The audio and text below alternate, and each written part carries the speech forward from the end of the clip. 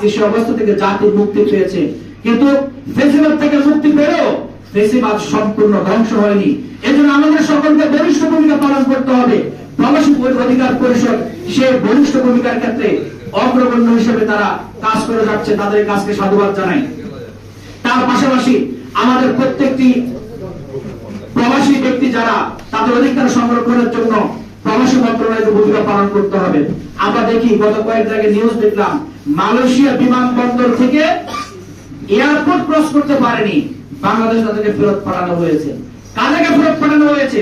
যারা এদেশের রেমিটেন্স যোদ্ধা, যারা তার রেমিটেন্স দিয়ে এদেশের অর্থনীতিকে সমৃদ্ধ করার কথা ছিল, তারা নিজের মায়ের গহনা বিক্রি করে, স্ত্রীর গহনা বিক্রি করে, নিজের বিজেবাড়ি বিক্রি করে তারা প্রবাসী গিয়েছিল একটি স্বপ্ন পূরণের জন্য।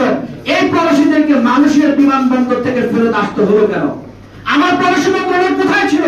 বিদেশ যাওয়ার আগে তাদের সকল কাগজপত্র দেখে শুনে তারপরে তারা কেন ছাড় দিল না? এর দায় সরকারকে বহন করতে হবে, ঠিক কিনা?